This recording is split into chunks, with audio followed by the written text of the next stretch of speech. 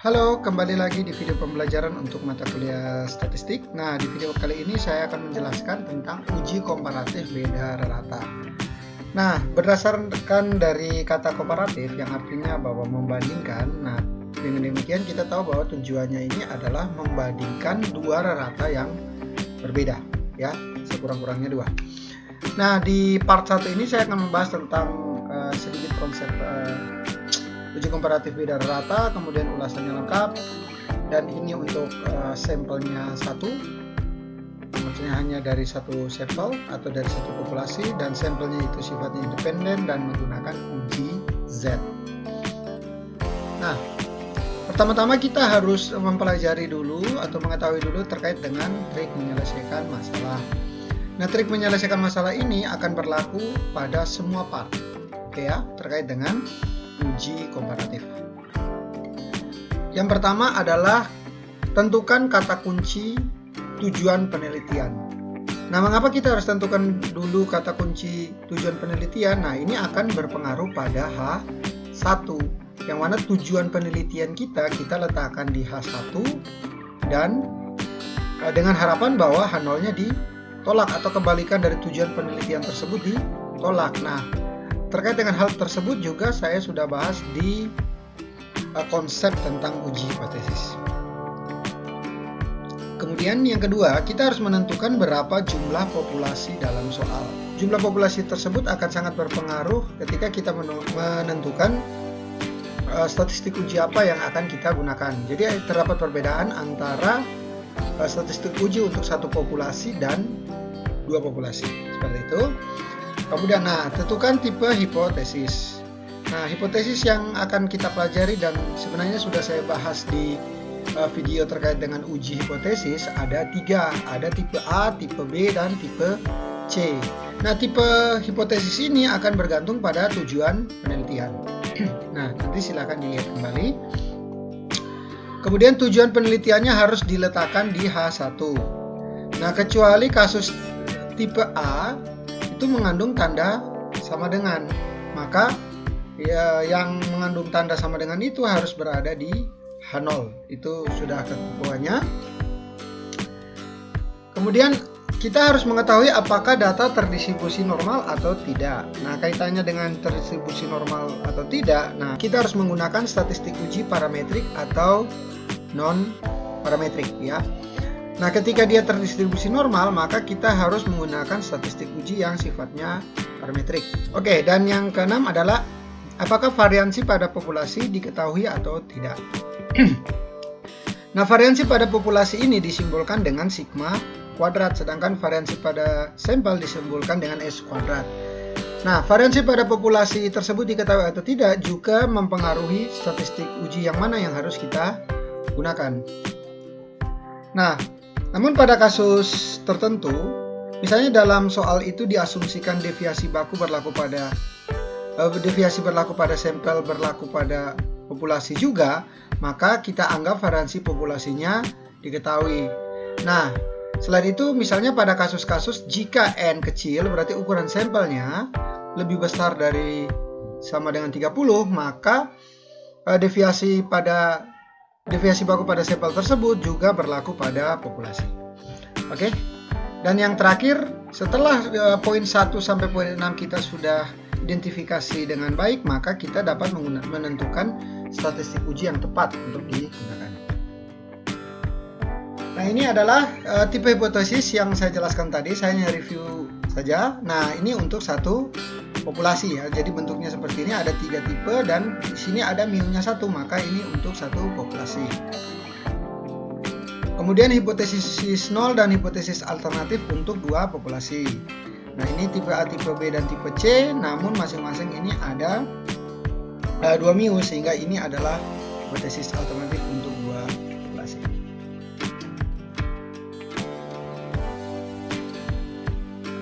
Nah, tipe hipotesisnya kan ada 3. Nah, pada tipe hipotesis tipe A itu disebut perumusan hipotesis 2 ekor. Jadi ada 2 arah, ya, sebagai dekanya. Dan perumusan hipotesis tipe B disebut perumusan hipotesis ekor kanan, sedangkan tipe C disebut ekor kiri. Nah, di sini nanti akan menyesuaikan dengan statistik uji yang kita gunakan. Jadi misalnya pada tipe A. Nah, dikatakan hipotesis 2 ekor tadi karena apa? Nah, di sini DK-nya ada 2. Yang pertama adalah ketika Z-nya kurang dari min Z alfa per 2. Nah, khusus untuk tipe A, alfanya dibagi 2. Jadi misalnya kalau diketahui alfanya 0,05, maka harus dibagi 2. Jadi alfanya adalah 0,025. Atau berarti ada 2. Selain ini ada yang ini juga. Nah, ini untuk Z yang lebih besar dari Z alfa per 2. Kenapa di sini dikatakan menyesuaikan dengan statistik uji yang digunakan? Nah, karena misalnya kalau uji Z maka dia pakai Z. Kalau nanti uji T berarti di sini diganti dengan T. Nah, untuk tipe B, nah dikatakan sebagai hipotesis ekor kanan. Nah, ini karena Z-nya itu lebih besar dari ZA. Nah, ini juga punya kaitan dengan hipotesis tujuan penelitian. Jadi misalnya tujuan penelitian itu untuk mengetahui model pembelajaran tipe yang baru itu lebih baik. Nah, menggunakan istilah lebih baik. Nah, itu merujuk pada hipotesis tipe B karena ini lebih besar. Gitu ya. Nah, terkait dengan tipe C, nah ini untuk hipotesis yang mana satunya atau tujuan penelitiannya itu ingin melihat bahwa metode baru tersebut misalnya menurunkan. Nah, menurunkan berarti dia harus kurang dari suatu konstanta yang ditetapkan atau kurang dari. Oke. Ya, misalnya di sini ada satu contoh masalah. Nah, silakan teman-teman screenshot dulu. Kemudian kita harus masuk ke analisis masalah supaya dibahas secara lebih mendetail. Oke, ini soal yang tadi. Nah, menurut pengalaman beberapa tahun terakhir ini, pada ujian matematika standar, berarti pada pengalaman-pengalaman sebelumnya yang diberikan kepada siswa-siswa sekolah dasar di Kabupaten Alor diperoleh rataan 74,5. Nah, di sini membicarakan jumlah siswa.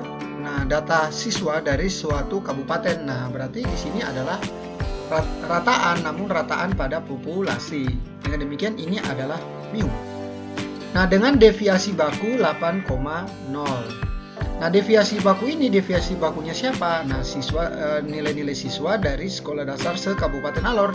Dengan demikian deviasi baku di sini adalah deviasi baku pada populasi atau sigma. Nah, tahun ini dilaksanakan metode baru untuk dapat meningkatkan kemampuan siswa pada matematika, bidang studi matematika. Dengan demikian tujuan penelitiannya ini pasti untuk meningkatkan. Nah, karena metode baru ini tujuannya untuk meningkatkan. Oke, karena dengan rata 74,5 dianggap masih rendah. Nah, kemudian secara random dari populasinya diambil 200 siswa untuk dites. Nah, 200 siswa ini pasti diambil dari populasi siswa se-Kabupaten Alor. Dengan demikian, ini adalah sampelnya. 200 siswa, maka N kecilnya sama dengan 200. Kemudian ujian matematika standar tersebut setelah dilakukan, ternyata dari 200 siswa, nah berarti diperoleh rataan baru. Nah, rataan baru ini merupakan rataan sampel karena diambil dari sampel siswa yang sejumlah 200. Dengan demikian rataan di sini simbolnya adalah X bar atau rata pada sampel. Nah, jika diambil alfa 5%, nah apakah dapat disimpulkan bahwa metode baru tersebut dapat meningkatkan kemampuan siswa? Nah, di sini syarat populasi tersebut diambil dari sampel tersebut diambil dari populasi yang berdistribusi normal sudah dibicarakan. Berarti bisa menggunakan statistik statistik parametrik. Nah, tadi 74,5 dan 8,0 adalah mu karena dari data populasi ya. Jadi ini berarti mu dan ini adalah standar deviasi bakunya disimbolkan dengan sigma. Dan berapa populasi yang kita punya? Nah, populasi yang kita punya ada satu saja karena data populasinya adalah data siswa se-Kabupaten Alor. Kecuali ada kabupaten lain yang dibicarakan di sini, maka populasinya ada 2. Oke. Nah, tadi X barnya itu adalah 75,9 dan N 200. Nah, tujuan penelitiannya tadi adalah metode tersebut dapat meningkatkan kemampuan siswa. Dengan demikian, metode tersebut dapat dikatakan meningkatkan kemampuan siswa jika rataan baru tersebut lebih tinggi daripada data-data sebelumnya. Oke, jadi berdasarkan pengalaman beberapa tahun terakhir. Nah, jadi setelah diuji cobakan metode baru tersebut harus lebih baik daripada rata sebelumnya.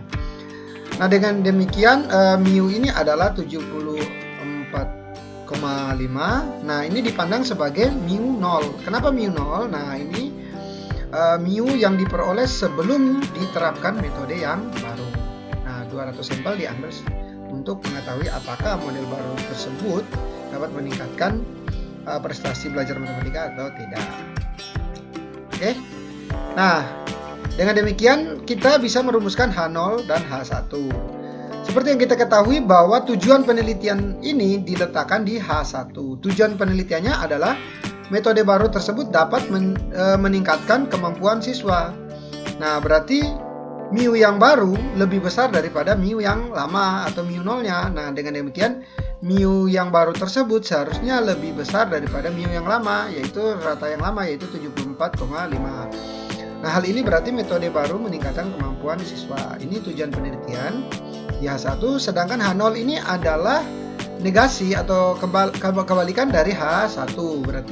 Yang berarti bahwa MIU-nya itu kurang dari sama dengan 74,5, maka metode baru tidak meningkatkan kemampuan siswa. Oke.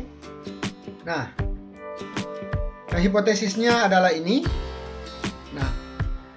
Nah, ini kita menggunakan hipotesis tipe B satu populasi ya, karena tadi ada satu populasi, sedangkan C di sini adalah C merupakan bilangan konstan ya, merupakan patokan di mana sebagai acuan metode baru itu lebih baik atau tidak. Nah, lebih baik atau tidak itu bergantung dari patokannya. Dengan demikian kita bisa katakan bahwa kalau lebih baik berarti dia lebih tinggi daripada suatu nilai yang telah standarkan. Nah, nilai standar yang telah distandarkan tersebut adalah pasti merupakan hipotesis pasti merupakan rata sebelum diberikan metode baru. Nah, datanya ini yang tadi. Nah, seperti kita ketahui bahwa standar deviasi yang tadi adalah standar deviasi pada populasi ya. Karena sigmanya diketahui, maka sigma kuadrat juga diketahui. Nah, dengan cara menguadratkan deviasi bakunya tadi ya. Nah, kita lihat di sini kita punya 3 buah statistik uji yang bisa kita pakai untuk satu populasi. Jadi ini tiga-tiganya ini bisa digunakan pada satu populasi. Dengan demikian kita harus mengidentifikasi dengan data yang kita punya berdasarkan soal statistik uji mana yang tepat dengan masalah ini. Nah, kita lihat di sini semuanya mempunyai syarat normal. Tadi normal ya. Kemudian kita lihat di sini kita lihat dari datanya itu deviasi variansinya diketahui yaitu 64. Nah, dengan demikian kita lihat dari statistik uji nomor 1 sampai 3. Nah, nomor 2 dan 3 ini variansinya tidak diketahui. Dengan demikian yang paling sesuai adalah statistik uji yang nomor 1, karena pada statistik uji yang nomor 1 variansi pada populasi diketahui. Oke. Nah, maka ini statistik uji yang dipakai. Alfanya 5% atau 0,05. Nah, kita tidak perlu mencari alfa per 2. Kenapa? Karena hipotesisnya adalah hipotesis tipe B. Nah, dengan demikian karena kita menggunakan hipotesis tipe B, maka DK-nya juga kita pakai DK untuk tipe B, yaitu Z sedemikian sehingga Z lebih besar dari Z alfa. Nah, kenapa pakai Z? Karena statistik uji yang kita pakai adalah uji Z. Oke. Ya, solusi. Ya, kita tentukan alfanya 0,05 yang tadi. Statistik uji yang kita pakai ini yang tadi. Nah, ini dia berdistribusi normal. Nah, kita perlu mengisi semua yang ada di uji Z ini. Ya, masuk ke komputasi. Nah, X bar-nya tadi 75,9. Nah, ini berarti data yang diperoleh dari sampel Nah, dikurangi dengan mu 0. Nah, mu 0 ini adalah rata awal sebelum dikenakan perlakuan, yaitu 74,5. Kemudian standar deviasinya adalah 8 dibagi dengan akar 200, sehingga diperoleh 1,4 dibagi dengan 8 bagi 14,142. Yang bagian penyebutnya diselesaikan dulu ya. Oke, berarti ini 8 bagi 14,142 diselesaikan dulu, diperoleh 0,566. Kemudian pembilangnya tetap 1,4 dan dibagi dapatnya 2,474. Ini ada beberapa nilai penting. Nah, karena dia berdistribusi normal baku, maka Z-nya itu bentuknya adalah Z alfa ya. Alfanya tadi 5%. Maka kita harus cari ini Z 0,05. Nah, Z 0,05 ini kita bisa lihat nilai penting dari distribusi Z. Nah, 0,05 yang mana? Nah, yang ini 1,645. Maka kita peroleh Z alfanya itu adalah Z tabelnya atau Z alfanya itu adalah 1,645. Di sini semua koma saya gunakan dengan tanda titik. Nah, ini Z hitungnya berwarna merah dan ini Z alfanya berwarna biru. Nah, kita lihat DK-nya. Nah, DK-nya itu adalah Z sedemikian sehingga Z yang lebih besar dari 1,645 karena tipe B ya. Nah, dengan Z observasi yang berwarna merah ini. Nah, kenapa dia elemen DK? Nah, sekarang kita lihat ini. Nah, ini 0. Kemudian kita letakkan Z hitung dan Z tabel pada garis bilangan ini.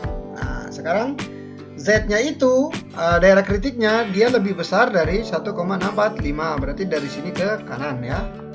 Nah, ini merupakan daerah kritik ya yang diarsir ini. Nah, daerah kritik tersebut merupakan daerah penolakan H0. Nah, sedangkan yang di luar ini adalah daerah penerimaan H0. Dengan demikian H0-nya ditolak. Nah, H0 ditolak, konsekuensinya adalah H1 diterima gitu ya. Oke, nah H0 ditolak dan H1 diterima. Nah, H1-nya apa tadi? Nah, H1-nya adalah metode baru dapat meningkatkan kemampuan siswa. Itu yang diterima. Oke. Nah, berikutnya kita ke contoh masalah yang baru. Nah, masalahnya ini bisa di screenshot. Nah, kita harus masuk ke analisis masalah supaya kita dapat mengetahui bentuk dari permasalahannya secara mendetail. Oke. Nah, tadi soalnya adalah seorang guru mengklaim bahwa dia telah menemukan metode baru ya, yang membuat siswa memperoleh nilai prestasi belajar dengan rata-rata 8. Artinya bahwa metode baru yang dipakai ini membuat siswa tersebut menghasilkan nilai rata-rata matematikanya adalah 8. Nah, seorang mahasiswa sebagai peneliti ingin mengetahui klaim atau pendapat dari guru tersebut itu benar. Anggapan dari guru tersebut benar. Nah, anggapan dari guru yang mana?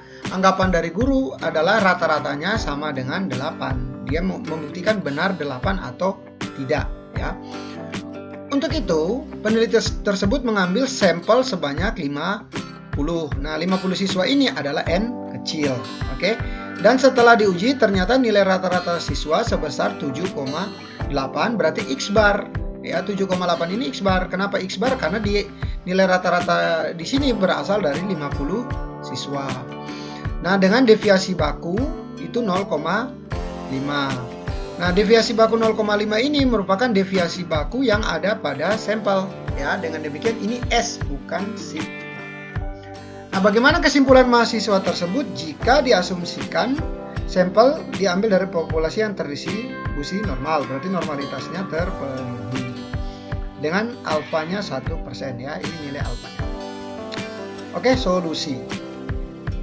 Nah, untuk menentukan hipotesis tipe apa yang kita gunakan, kita harus mengetahui tujuan penelitian. Nah, tujuan penelitian ini untuk mengetahui apakah klaim tersebut benar.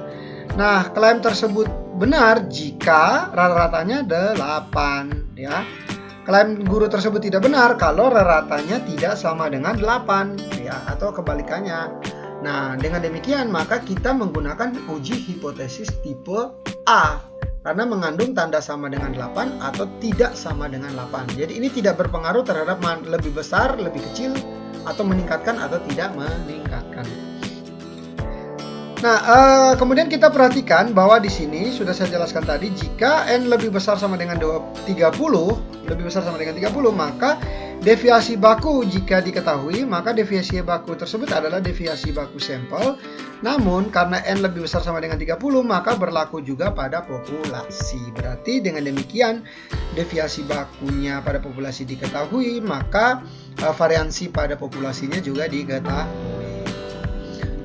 Oke, nah hipotesisnya bahwa klaim guru tersebut benar. Nah, dia ingin buktikan ini jika reratanya sama dengan 8, berarti mu-nya ya yang sebelumnya itu 8. Nah, mu ini kemudian diestimasi menggunakan rata yang diperoleh pada sampel, karena rata yang diperoleh pada sampel merupakan estimator tak bias pada rata yang ada pada populasi. Oke, tujuan penelitiannya, maka H0-nya itu mu-nya sama dengan C. Nah, C itu adalah suatu bilangan konstan. Nah, C ini mu-nya ini kan rata. Nah, ini harus sesuaikan dengan klaim guru ya. Karena berarti mu-nya ini nanti sama dengan 8, berarti klaim guru itu benar. Sedangkan H1-nya, nah mu-nya tidak sama dengan C, berarti ratanya itu tidak sama dengan 8, berarti klaim guru tersebut salah. Nah, karena modelnya seperti ini, maka menggunakan hipotesis tipe A ya dengan satu populasi, karena tidak ada populasi pembanding selain populasi yang dipunyai oleh guru. Oke, datanya seperti ini. Ya, tadi mu-nya 8, S-nya 0,5. Dengan demikian karena ukuran sampelnya itu lebih besar sama dengan 30, maka dianggap mewakili deviasi baku populasi, yaitu sigma. Berarti ini nilainya sama dengan sigma, sehingga ini kalau dikuadratkan berarti 0,5 dikuadratkan. Nah, itu maka variansi pada populasi juga diketahui. Nah, statistik mana yang kita gunakan? Nah, karena ini diketahui, maka kita akan menggunakan statistik uji yang nomor 1 lagi. Kenapa demikian? Nah, karena nomor 2 dan nomor 3 uji T ini, dua-duanya ini digunakan ketika variansinya pada populasi itu tidak diketahui. Berarti kita pakai uji yang nomor 1 ya. Nah, alfanya berapa? Nah, alfanya itu 1% atau 0,01. Nah, alfanya harus dibagi 2. Kenapa? Karena kita menggunakan hipotesis tipe A. Dengan demikian 0,01 dibagi 2 itu hasilnya adalah 0,005. Nah, DK-nya seperti ini. Ya, ini tetap Z karena statistik uji yang kita pakai Z, sedangkan dia alfa per 2. Oke, ini adalah daerah kritis untuk tipe A. Ya, nanti perhatikan penjelasan saya sebelumnya. Nah, kemudian kita masuk ke solusi ya. Nah, H0-nya itu mu-nya sama dengan 8, yang berarti klaim guru itu benar. Nah, klaim guru benar artinya reratanya yang diperoleh benar sama dengan 8. Nah, kebalikannya diletakkan pada H1, yaitu mu-nya tidak sama dengan 8, berarti klaim guru tersebut tidak benar.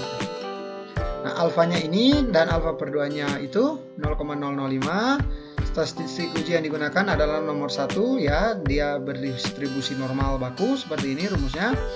Nah, komputasinya ini adalah, nah X-bar-nya ini apa? Nah, X-bar ini adalah rata sampel ya. Berarti ini 7,8 dikurangi mu0. Nah, mu0 ini rata yang ada pada populasi, berarti yang 8. Kemudian deviasi bakunya itu adalah 5 dan akar N, berarti sampelnya itu ada 50, maka ini akar 50 tinggal dikomputasikan. Nah, 7,8 dikurangi 8, 0,2 dibagi dengan 0,5 dibagi dengan akar 50. Akar 50 adalah 7,071. Nah, kemudian kita harus selesaikan dulu yang bagian penyebut. Nah, 0,5 dibagi dengan 7,071 dulu, sehingga diperoleh 0,071. Nah, kemudian negatif 0,2 dibagi dengan 0,071. Nah, ini hasilnya adalah negatif 2,817. Nah, ini merupakan set observasi atau Z hitung yang diperoleh dari data. Nah, kemudian kita harus membandingkan antara set observasi atau set hitung dengan set tabel. Nah, sehingga karena ini kita pakai tipe A, maka daerah kritiknya juga pakai tipe A. Berarti karena ini juga tipe statistik ujinya Z, maka kita harus meninjau pada nilai penting yang ada pada distribusi Z ini ya. Kemudian daerah kritiknya, nah pertama kita tentukan dulu set alfa atau set tabelnya. Nah setnya ini pasti set alfa per 2 karena menyesuaikan dengan daerah kritiknya ya. Ini daerah kritiknya ya. Nah, kita harus cari dulu karena tipe A berarti kita cari Z alfa per 2. Nah, alfa per 2 0,05 berarti kita harus cari Z 0,005. Sorry ya, ini maksudnya tadi 0,005. Nah, kita tinjau di sini Z 0,005 adalah 2,58. Nah, ini nilainya dengan interpolasi. Kemudian kita letakkan Z alfa tersebut pada daerah kritik. Nah, maka menjadi Z sedemikian sehingga Z. Nah, Z alfanya ini maka min Z alfanya berarti min 2,58 gitu ya. Nah, atau daerah yang lebih besar dari Z alfa berarti daerah yang lebih besar dari 2,58. Nah, kemudian nanti diperoleh Z observasinya itu merupakan elemen dari daerah kritik. Nah, Z observasinya berapa tadi? Nah, ini yang berwarna merah ini adalah Z observasi. Ini visualisasi. Oke, 0 itu. Kemudian kenapa kita perlu 0? Karena set observasinya negatif, berarti nanti ada di sebelah kiri 0. Oke ya. Nah, ini adalah set alfanya yang berwarna biru ini. Kemudian maaf, set alfa per 2-nya. Nah, kemudian ini adalah set alfa dan ini adalah posisi dari Z hitung atau set observasi. Daerah kritiknya dua arah. Nah, ya. Dua arah kenapa? Karena ini ya, dua. Yang pertama adalah set alfa yang lebih besar dari 2,58. Berarti dari sini ke sana ya, karena Z-nya yang lebih besar. Nah, yang kedua adalah daerah yang lebih kecil dari Z alfa per 2. Nah, ini adalah daerah kritiknya yang diarsir. Nah, kemudian daerah kritik tersebut merupakan daerah penolakan H0. Berarti ini daerah penolakan H0, sedangkan ini juga daerah penolakan H0. Ya, berarti ada dua daerah penolakan H0. Sedangkan yang tidak masuk dalam daerah kritik ini adalah daerah penerimaan. Nah, kita lihat bahwa Z hitung tersebut atau Z observasi berada pada daerah penolakan H0 atau dia merupakan elemen dari daerah kritis. Nah, sehingga kita peroleh keputusan ujinya H0 ditolak. Kenapa? Ya karena Z observasi berada pada daerah penolakan H0. Sehingga H0 ditolak. Nah, karena H0 ditolak, maka ini kita tolak ya. H0 yang ini kita tolak, maka yang kita terima adalah H1. Sehingga yang kita terima adalah klaim guru tidak benar atau klaim guru itu salah. Yang artinya bahwa mu yang baru itu tidak sama dengan 8. Oke, itu adalah penjelasan dari saya. Berikutnya ada 3 tugas. Tugas yang pertama ini silakan di screenshot. Mantap. Nah, tugas yang kedua screenshot. Mantap. Tugas yang ketiga screenshot. Mantap. Oke, baik, mungkin itu sekedar penjelasan dari saya. Jika ada yang kurang atau salah, saya mohon maaf, tetap dikoreksi untuk saling memperbaiki. Tetap semangat, tetap kerja keras, Tuhan memberkati.